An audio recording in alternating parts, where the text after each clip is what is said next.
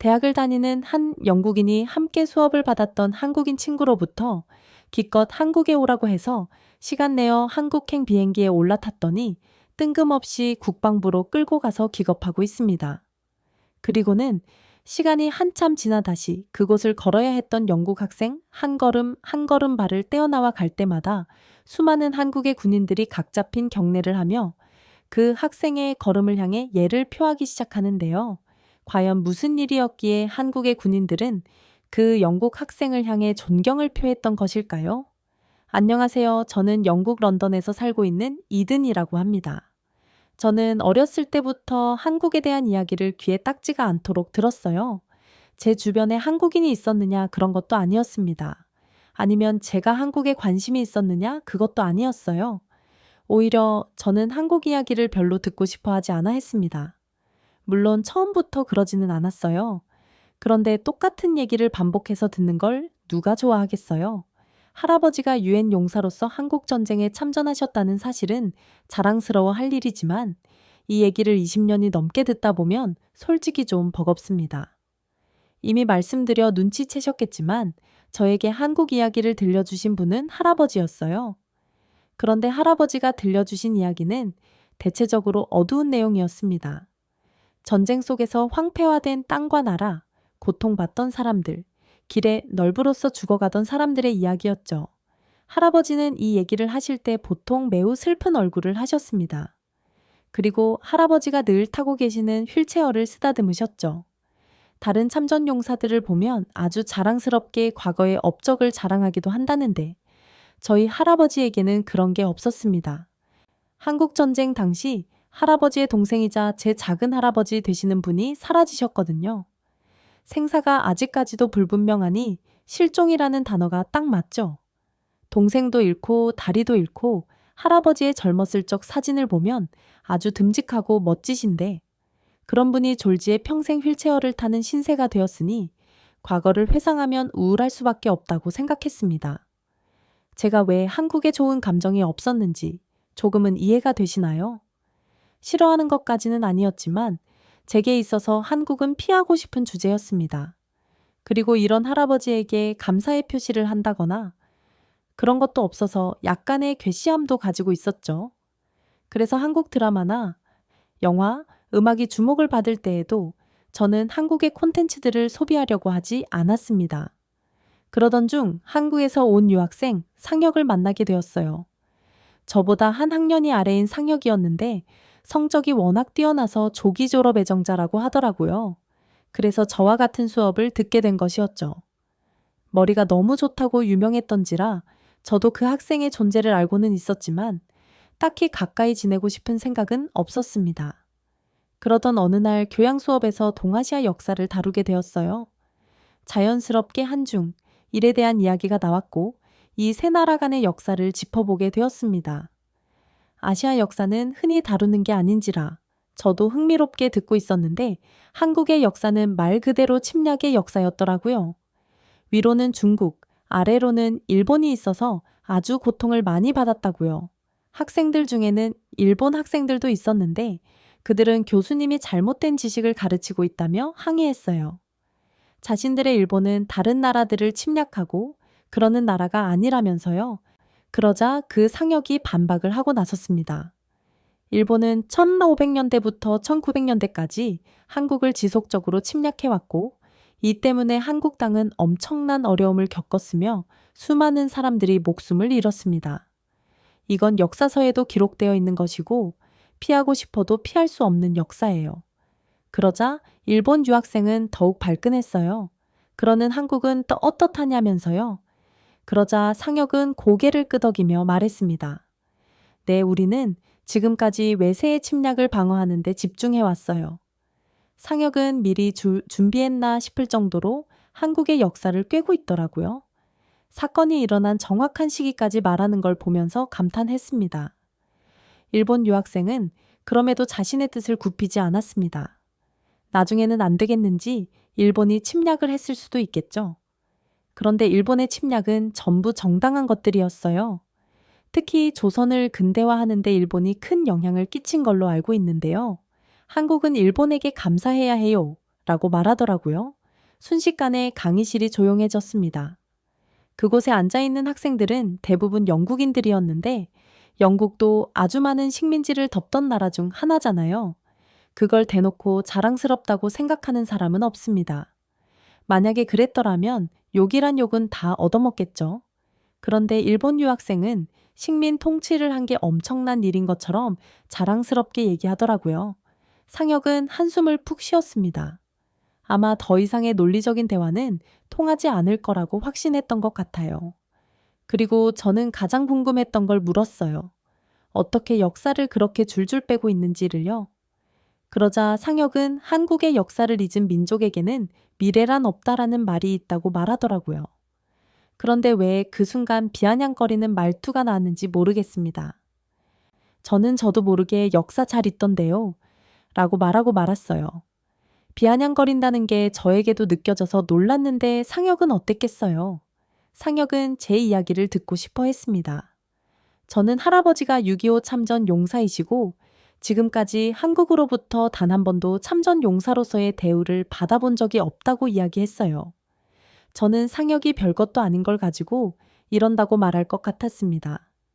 6.25에 참전한 사람들이 얼마나 많은데 그 사람들을 다 챙기는 건 사실상 불가능한 일이잖아요. 하지만 상혁은 그러지 않았어요. 할아버지가 전쟁에서 다리를 잃으셨던 것과 작은 할아버지의 생사를 여태껏 찾지 못한 것에 대해서 유감을 표하고 진심으로 감사하다는 말을 전하고 싶다고 말했죠. 다른 학생들이 있는 상황에서 제게 90도로 몸을 숙여 인사하는데 제 얼굴이 다 붉어질 정도로 민망하고 부끄러웠어요. 인사를 받을 사람은 제가 아니라 저희 할아버지라고 말하며 상혁을 일으켜 세웠죠. 상혁은 참전 용사의 가족들에게도 감사해야 한다며 그 이유를 알려주었습니다. 할아버지가 다리를 다친 채로 돌아왔다면 할아버지가 일을 하는데 어려움이 있었을 것이고 그 어려움은 고스란히 가족들의 몫이 되었을 것이라면서요. 그러니 전쟁에 참전해준 참전 용사뿐만 아니라 그들을 기다려주고 돌아온 그들을 품어준 모든 이들은 감사 인사를 받을 자격이 있다고 말했습니다. 저는 상혁의 사력 깊음에 놀랐습니다. 실제로 할아버지가 다리를 다치고 돌아오신 뒤 집안 생계는 할머니의 몫이었거든요. 할머니가 아버지와 고모를 키우셨고 거동이 불편한 할아버지도 할머니가 돌보셨습니다. 거구인 할아버지를 작디 작은 할머니가 말이죠. 사실 이렇다 보니 한국 얘기를 하는 할아버지가 불편했던 것도 있어요. 제 눈에 할아버지는 남의 나라를 위해서는 다리도 잃었으면서 정작 본국에 있는 가족들 앞에서는 늘 우는 소리만 하는 분이었거든요. 할아버지가 휠체어를 타고 다니며 구두도 닦기 일을 하며 생계를 이어나갔다는 걸 몰랐을 때이니 이렇게 생각했습니다. 나중에 되어서 할아버지에게 여쭤보니 손주에게 이런 모습을 알려주고 싶지 않았다고 하시더라고요. 여하튼 이건 나중의 일이고 당시에 저는 상혁의 마음씨에 감동했습니다. 솔직히 이렇게 말만 해도 됐을 거예요. 일본 유학생의 말을 팩트로 반박한 것도 그렇고 다른 학생들에게 칭찬이 자자하다는 점도 그렇고 사력이 푼 것도 그렇고 상혁에 대한 호감도는 이미 충분했거든요.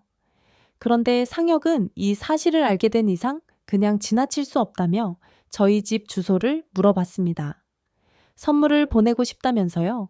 선물은 무슨 선물이라고 설명하며 주소를 알려주었는데 그 다음날 저녁 할머니가 손님이 왔다며 저를 부르시는 소리가 들렸습니다. 서둘러 1층으로 내려가니 상혁이 문 앞에 서 있더라고요. 상혁은 커다란 박스 하나와 양옆으로는 커다란 쇼핑백을 두고 있었는데 저는 얼른 가서 그것들을 받아들었습니다. 설마 이게 어제 말한 선물이야? 상혁에게 질문하며 집으로 들어와서 상혁을 소개했어요. 한국에서 온 유학생이라고 하니 모두가 상혁이를 반겨주었습니다. 저희 집은 저 빼고 모두가 한국에 호의적이었거든요. 그 중에서도 가장 기뻐했던 사람은 할아버지셨어요. 할아버지는 상혁을 크게 반기며 저녁 식사에 초대하셨습니다. 저녁 식사 후 상혁은 자신이 가져온 것들을 하나둘 풀기 시작했는데 그건 전부 상혁이 한국에서 가져온 것들과 가족들로부터 받은 것들이었습니다. 타지에서 홀로 공부하는 아들을 위해 어머니가 손수 만들어주신 반찬도 있었고 생전 처음 보는 것들이 많았습니다. 상혁은 할아버지가 참전 용사실이라는 사실을 알게 된 이상 가만히 있을 수는 없었다며 지금은 당장 드릴 수 있는 것으로 가져왔지만 더 좋은 것을 들고 다시 인사드린다고 하더라고요. 본인 어머니가 정성스레 만들어주신 귀한 것들까지 주려고 하길래 저희 가족은 겨우 상혁을 설득해서 김과 누룽지만 선물로 받았습니다. 김은 영국에서도 워낙 유명하기 때문에 이미 맛은 알고 있었지만 누룽지는 처음이었어요. 쌀 같은 걸 딱딱하게 굳혀서 부셔놓은 걸 어떻게 먹는지 모르겠더라고요. 상혁은 냄비에 물을 올려달라고 부탁한 뒤 그 딱딱한 누룽지를 물에 넣었습니다. 잠시 뒤 완성되었다며 그릇 하나를 가져왔는데 생김새가 요상하더라고요. 물에 밥이 풀어져 있는 모양이었는데 별 냄새도 안 나고 제가 먹어보니 별 맛도 안 느껴졌습니다. 이걸 왜 가져온 거야? 라는 의문이 들던 찰나 할아버지와 할머니의 감탄사가 들렸습니다. 세상에 이거 너무 맛있구나. 할머니 할아버지는 너무 맛있게 드시더라고요. 간이 센 것보다는 훨씬 나았던 거죠. 그리고 치아가 많이 안 좋으셔서 최근 식사를 하는데 어려움을 느끼셨었기 때문에 더더욱 마음에 들어 하셨습니다. 상혁은 이후로도 할아버지에게 한국에서 온 비싼 홍삼도 가져다 주곤 했어요. 이런 상혁과 가까이 지내며 저는 어느새 한국에 대한 제 생각이 편견이라는 것을 알게 되었고 한국에 대한 좋은 인상을 갖게 되었습니다.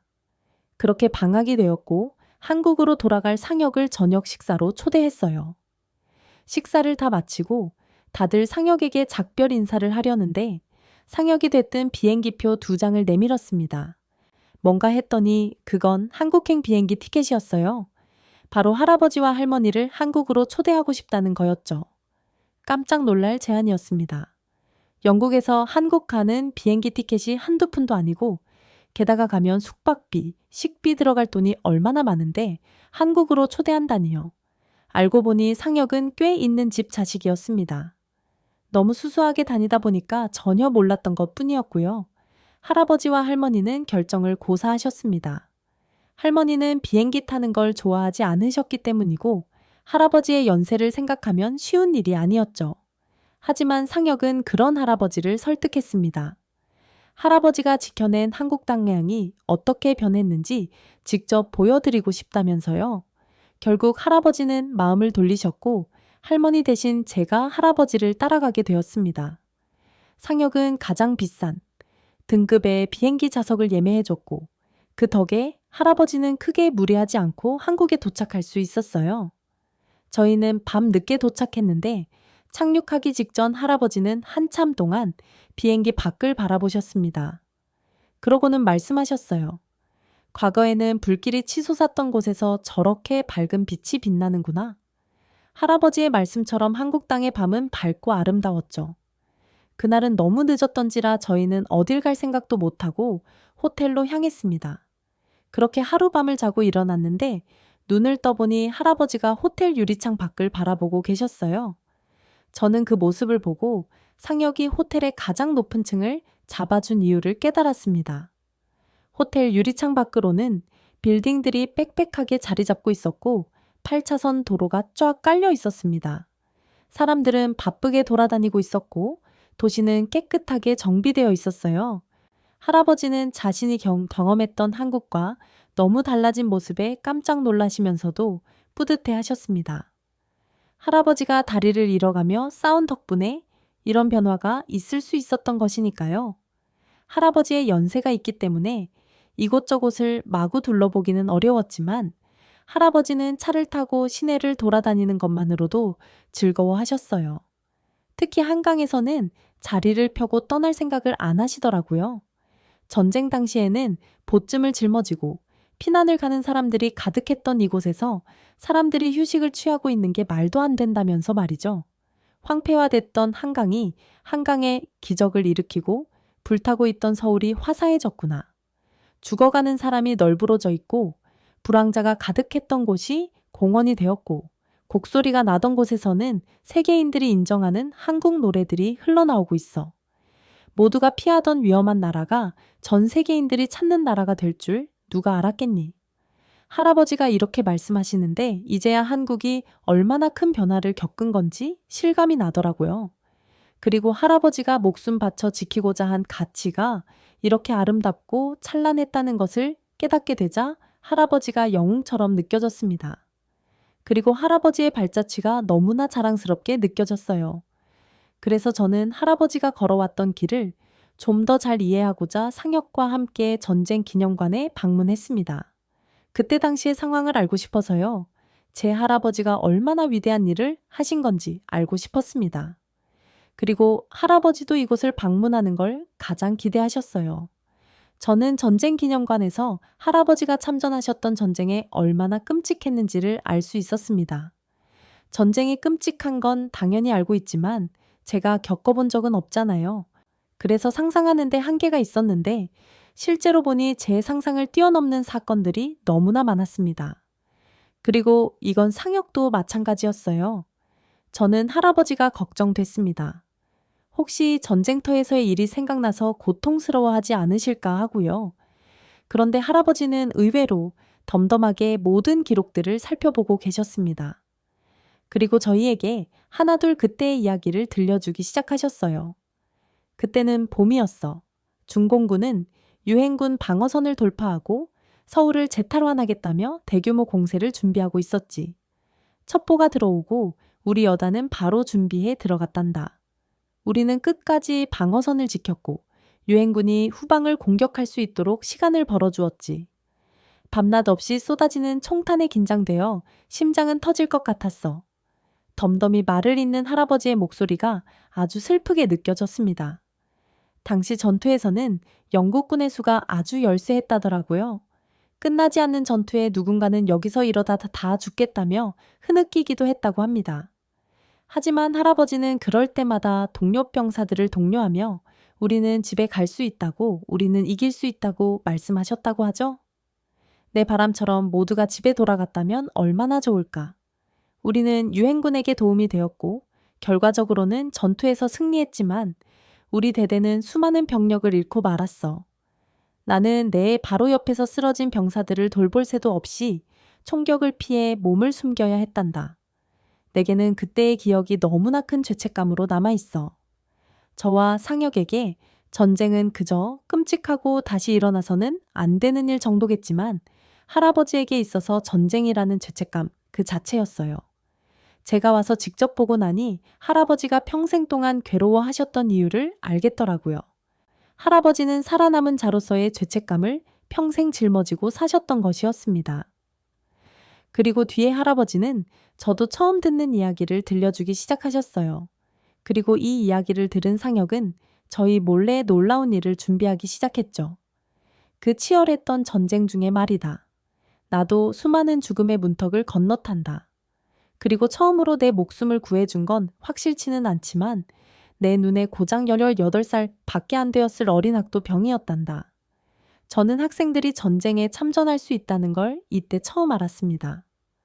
어른들의 도움이 필요한 어린 학생들에게 총을 쥐어준다니요. 그런데 지금으로서는 상상하지도 못하는 일들이 일어나는 곳이 전쟁터이더라고요. 할아버지는 그 학도 병사를 회상하며 눈물을 보이셨습니다. 지금의 손주보다 어린 나이였을 학도 병사가 참호에 굴러들어온 수류탄을 끌어안고 세상을 떠났던 이야기를 하셨거든요. 할아버지는 그 용맹했던 학도 병의 이름을 아직도 기억하신다고 합니다. 최영수 그 이름 말이죠. 뒤어 할아버지는 다리에 총을 맞았을 때를 회상하셨어요. 여기서 이렇게 죽나보다 생각하고 모든 걸 포기하고 있을 때 산꼭대기에 있는 할아버지를 한국 군인들이 끌고 내려왔다더라고요. 숨이 끊어지기 직전이었던 할아버지는 포기하고 서둘러 후퇴하는 게 더 나았을 텐데 말이죠. 그들은 총탄이 빗발치는 상황에서도 희망을 버리지 않았고 그들 덕분에 할아버지는 간신히 목숨을 건질 수 있었습니다. 하지만 다리를 뚫고 지나간 총알 때문에 더 이상 다리를 쓸 수 없었고 할아버지는 영국으로 돌아가게 되었죠. 그리고 그제야 동생과 연락이 닿지 않는다는 것을 알게 되셨다고 합니다. 작은 할아버지는 행방불명 상태였어요. 시신을 찾지 못했으니 행방불명이 맞죠. 할아버지는 백방으로 작은 할아버지를 찾으려 했지만 전쟁 중인 나라에서 뭘 할 수 있겠어요? 결국 영국으로 돌아가서 동생의 소식이 들려오기를 기다렸습니다. 하지만 동생에게는 연락이 오지 않았고 수십 년의 시간이 흘러 지금이 된 것이었어요. 이 얘기를 듣는데 할아버지뿐만 아니라 상혁도 눈물을 흘리고 있었어요. 이 얘기를 몇 번이나 들었던 저조차도 감정이 북받치더라고요. 아마도 한국의 전쟁 기념관에서 듣다 보니 더 그런 것이었겠죠.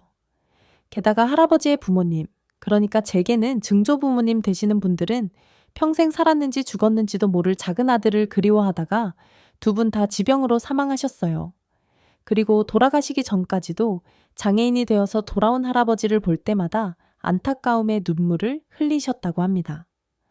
그런데 이 얘기를 듣는 상혁은 거의 오열을 하더라고요.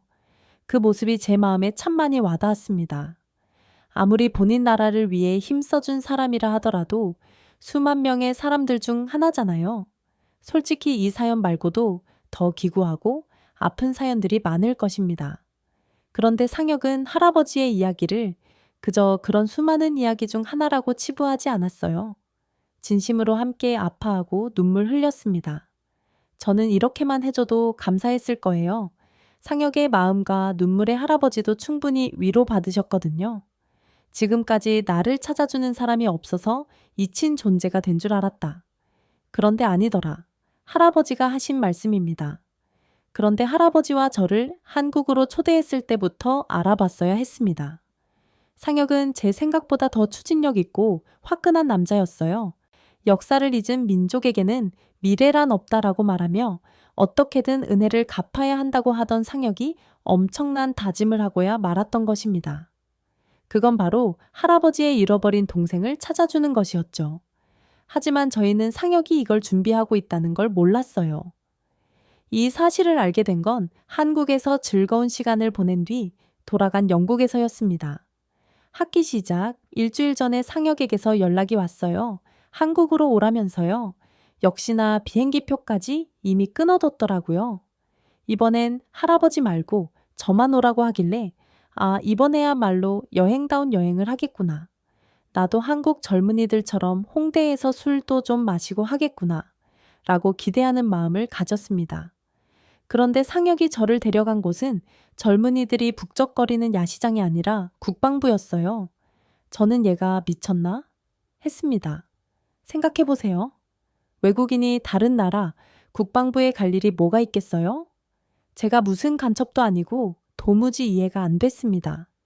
제가 납득이 안 된다는 표정으로 서 있자 상혁은 그제야 왜 저를 여기로 데려왔는지 이유를 설명하기 시작했어요. 상혁은 저를 국방부가 아니라 정확히 말하자면 유해발굴 감식단으로 데려온 것이었습니다. 대체 여기가 뭐 하는 곳인가 들어보니 놀라운 일을 하는 곳이더라고요. 전쟁 중에 수습되지 못한 신원비상의 군인들의 유해를 발굴해서 유가족들의 품에 돌려주는 일을 하는 곳이었습니다. 그런데 저를 왜 여기로 데려왔는지 이해가 안 됐어요. 그 비싼 비행기표를 끊어서 저를 데려와 놓고 견학을 시켜줄 건 아니잖아요. 의아해야 하던 그때 머릿속을 스쳐 지나가는 생각이 있었습니다. 바로 작은 할아버지였죠. 혹시 할아버지를 찾은 거냐고 물으니 상혁은 그건 아니라며 제 DNA를 보관하기 위해 온 것이라고 하더라고요. 제 DNA 정보를 지금까지 발굴한 신원미상의 유골이나 앞으로 발견될 유골과 대조하여 가족을 찾겠다는 것이었죠. 일단 이렇게 조직적으로 유해를 수습하는 일을 한다는 것도 놀라웠지만 백골화가 된 유골에서 DNA를 채취할 수 있다는 것 자체가 너무 놀라웠습니다. 한국의 이런 기술력은 세계 최고 수준이더라고요. 아무래도 이런 일을 하려면 기술이 발전할 수밖에 없었겠죠. 그렇게 DNA 채취를 맡기고 저는 바로 영국으로 돌아왔습니다. 제가 봐오던 젊음의 거리로 데려가 주지 않는 상혁이 야속했지만 상혁도 영국으로 바로 들어와야 하는 상황이라 함께 귀국했습니다. 처음 영국에 왔을 때는 곧바로 찾을 수 있을 줄 알았습니다. 그런데 아무리 기다려도 연락이 안 오더라고요. 할아버지에게는 말씀도 못 드리고 저 혼자 마음을 애태우고 있었습니다. 그렇게 몇 년의 시간이 흘렀고 얼마 전 한국으로부터 연락이 왔습니다. 네, 작은 할아버지의 유해를 찾았다는 연락이었어요. 작은 할아버지의 유해는 돌틈 사이에 끼어 있었다고 합니다. 사람들이 자주 다니는 곳인데도 발견되지 않을 정도였죠. 이 얘기를 들으니 작은 할아버지가 어떤 방식으로 전사했는지가 상상되어서 마음이 참 아프더라고요. 하지만 그 전에 이 사실을 할아버지에게 말씀드려야 했습니다. 저는 한국에 유해 발굴단이 있다는 것을 우선 말씀드렸어요. 그러자 할아버지는 그런 일을 하는 나라가 어디에 또 있겠냐며 자기도 모르는 사이에 한국이 큰 일을 하고 있었다고 입이 마르도록 칭찬하셨어요. 그러나 그 훌륭한 유해 발굴단에서 작은 할아버지의 유해를 발견했다는 말을 듣고 나서는 아무 말씀도 하지 못하셨습니다. 저는 할아버지가 너무 놀라셔서 심장마비로 쓰러지시는 건 아닌지 걱정이 됐어요. 그런데 다행히 그런 일은 없었고 할아버지는 생각보다 더 침착하셨습니다. 쉽게 믿지 못하시길래 제가 한국에 가서 DNA를 채취하고 왔다고 말씀드렸어요. 그러면서 당시의 상황을 자세히 설명드리고 나니 할아버지는 그제야 눈물을 터뜨리셨습니다. 아이처럼 우는 할아버지를 뵈면서 참 가슴이 미어지더라고요. 지금까지 한국 얘기, 전쟁 얘기를 할 때마다 지루하게 생각했던 제 자신이 너무 나쁘게 느껴지는 순간이었습니다. 할아버지가 오죽하면 저렇게 하셨을까라는 생각이 들더라고요. 저는 곧장 할아버지와 함께 한국으로 향했습니다. 이번에는 가족들이 전부 함께였죠. 저희가 가니 이미 모든 사람들이 마중을 나온 상황이었습니다. 저는 그냥 양복 입은 사람이 저희를 안내해주고 유해를 전달할 거라고 생각했는데 아니었습니다. 군인이 전사자를 어떻게 예우하는지 본 적 있으신가요? 수많은 군인들이 정복을 차려입고 저희를 기다리고 있었고 작은 할아버지의 유해를 담은 작은 상자는 고운 천에 쌓여 있었습니다. 그 유골을 가지고 한 걸음 나아갈 때마다 군인들은 각 잡힌 경례로 존경을 표했고 저는 작은 할아버지의 유해를 담은 상자를 꼭 안고 계시는 할아버지의 휠체어를 묵묵히 밀었습니다. 유해 발굴단 관계자들은 끝까지 예의를 지켰습니다. 그리고 저희에게 나라를 위해 싸워주신 형제분께 진심으로 감사하다는 인사를 건넸죠. 90도로 허리를 숙여 인사하는 그들을 보면서 저희 할아버지가 참전 용사라는 것을 알았을 때 상혁이 보여주었던 태도가 생각났습니다. 콩심은 대콩난다더니 한국인들은 은혜를 잊지 않고 감사하는 마음을 간직하는 사람들이 맞더라고요. 그들의 노력 끝에 저희 할아버지는 작은 할아버지와 재회하셨습니다. 그리고 그 유해를 돌려받은 지 얼마 되지 않아 할아버지도 세상을 떠나셨어요. 아마 지금쯤이면 하늘에서 작은 할아버지를 만나 행복한 시간을 보내고 계시지 않을까 싶네요. 이 자리를 빌려 할아버지의 평생의 소원을 이루어준 유해 발굴단에게 정말 정말 감사하다는 인사를 드리고 싶고 이 일이 계속해서 이어져 더 많은 이들이 가족의 품으로 돌아갈 수 있기를 응원합니다. 할아버지도 작은 할아버지도 참호 속 군인들의 목숨을 건져준 한 어린 학도, 병사도 잔인한 총칼에 희생되어야 했던 모든 생명들이 그곳에서는 행복하시길 오늘도 기도해 봅니다. 네, 6월은 호국 부분의 달이죠. 그래서 호국 정신을 되짚어 볼 수 있는 이든 씨의 사연을 소개해 드리게 되었습니다. 저도 사연을 읽어 드리는 동안 큰 감동을 받았는데요. 우리 여우튜브 구독자님들도 상혁 씨처럼 우리나라를 위해 싸워준 분들께 감사한 마음을 간직하고 있을 거라는 생각이 드네요. 저는 오늘 사연처럼 감동적이고 의미 있는 사연을 소개해 드리고 있는데요. 다음 영상이 기대되신다면 좋아요, 구독, 알림 설정 부탁드리고요. 더 깊은 사연으로 돌아오겠습니다. 그럼 사연을 읽어드렸던 여우튜브 송은지였고요. 끝까지 시청해주신 모든 분들 고맙습니다. 그리고 구독자분들 사랑합니다. 감사합니다.